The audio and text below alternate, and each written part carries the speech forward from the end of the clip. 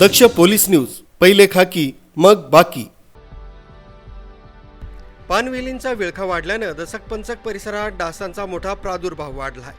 रात्रीच्या वेळी डासांच्या झुंडीच्या झुंडी परिसरात थैमान घालतायत। बाहेर तर सोडा, आता इथल्या रहिवाशांना घरात बसणं देखील मुश्किल झालंय। एकीकडे आगामी सिंहस्थाच्या पार्श्वभूमीवर नाशिक महानगरपालिका कोट्यावधी रुपये खर्च करून शहराचं सुशोभीकरण करते, शहरभर रस्ते खोदून ठेवलेत, तर दुसरीकडे मात्र नाशिक शहराची जीवनवाहिनी समजल्या जाणाऱ्या गोदावरीच्या स्वच्छतेकडेच पुरतं दुर्लक्ष करतानाच दिसतंय। सध्या नाशिक शहरातील गोदावरीच्या पात्रात पानवेलींच्या विळख्यानं नदी पात्रच दिसेनासं झालंय। परिणामी शहरात डासांचा मोठा प्रादुर्भाव वाढलाय। नाशिक महानगरपालिकेचं शेवटचं टोक असलेल्या दसक-पंचक परिसराकडे तर मनपाची पूर्णपणे डोळे झाक झाल्याचं चित्र आहे। नदीत सर्रासपणे गटारीचं पाणी सोडलेलं दिसून येतंय। पाणी पातळी घटल्यानं पाणी स्थिरावून परिसरात प्रचंड प्रमाणात दुर्गंधी पसरली आहे। त्यातल्या त्यात पानवेलींनी संपूर्ण पात्रच व्यापल्यानं डास तसंच किड्यांचं प्रमाणही वाढलंय। त्यामुळे नदीकाठच्या रहिवाशांना त्याचा मोठा त्रास सहन करावा लागतोय। आता सध्या आपल्या परिसरामध्ये डासाचं प्रमाण जास्त झालेलं आहे, तर शक्यतो आता नगरपालिकेने शासनाने इकडे जरा लक्ष द्यावे। आता सिंहस्थाच्या पार्श्वभूमीवर आणि इकडं डासाचं एवढं हे झाले तर घरातसुद्धा बसता येत नाही, बाहेरसुद्धा बसता येत नाही गरमीमुळे। तर कृपा करून शासनाला हीच विनंती आहे की इकडं लक्ष घालावं आणि साधारणतः जेणेकरून जे लोकांना जे आता ही परिस्थिती पाहावं लागते, सगळीकडे नाशिकमध्ये खड्डे पण करून ठेवले एवढे दुनियाभरचे। मी जेल रोडून बोलतो आहे, पंचक गावातून। नाशिकचं महानगरपालिकेचं शेवटचं आपलं स्टॉक आहे।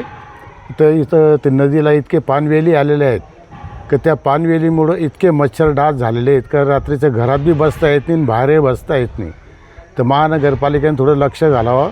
एवढं निधी आलेलं आहे, सिंहस्थाचं कामं चालू आहे नाशिकमध्ये, पण पंचक गावाकडे कोणाचं लक्षच नाही आहे, एवढं बोलतो मी। आणि रात्रीच्या वेळेस इतके मच्छर येतात ना का असं जुळपाचा जुळफा येतो आणि इतके चावतात। आणि जर काही आजारपण झाला वगैरे, काही डेंग्यू वगैरे झाला तर त्याला जबाबदार कोण आहे? महानगरपालिकेने लक्ष घालावा ते पंचक गावाकडं। आणि गटारीचं पाणी बी इतकं सोडलेलं आहे, त्याच्यामुळं मच्छर आणि डास खूप हिशोबाच्या बाहेर झालेले आहेत, बसताच येत नाही।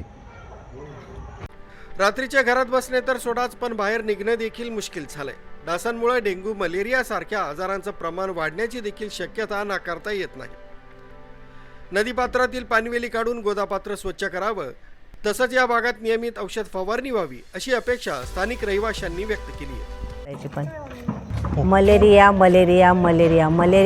मलेरिया कशामुळे होतं तर आपली जी गोदावरी नदी आहे त्या नदीमध्ये पानवेली खूप साचलेली, पानवेली साचल्यामुळे डासांचं प्रमाण खूप वाढलेलं आहे। त्या डासांच्या प्रमाणामुळे डेंग्यू डासाची पण उत्पत्ती जास्त प्रमाणात झालेली आहे। जिथे स्वच्छ पाणी आहे तिथं डेंग्यूचे डास तयार होतात आणि ते डेंग्यूच्या डासांमुळे डेंग्यूचं प्रमाण पण खूप वाढलेलं आहे आणि मलेरियाचं पण प्रमाण वाढलेलं आहे। तर काही करून ते जी पानवेली नदीवर वाढलेली आहे तर ती काढण्यात यावी।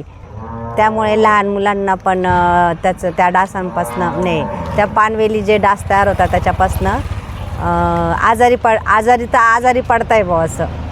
प्रशासनाकडे काय मागणी? मग प्रशासनाने पण लक्ष दिलं पाहिजे का जे नदीमध्ये जी पानवेली वाढलेली ती पानवेली काढायचं। त्यांनी मनपाच्या जे कर्मचारी आहे त्या कर्मचाऱ्यांना सांगितलं पाहिजे का जी पानवेली वाढली ती पानवेली काढण्यात यावी असं। न्यूज ब्युरो, दक्ष पोलीस न्यूज, नाशिक।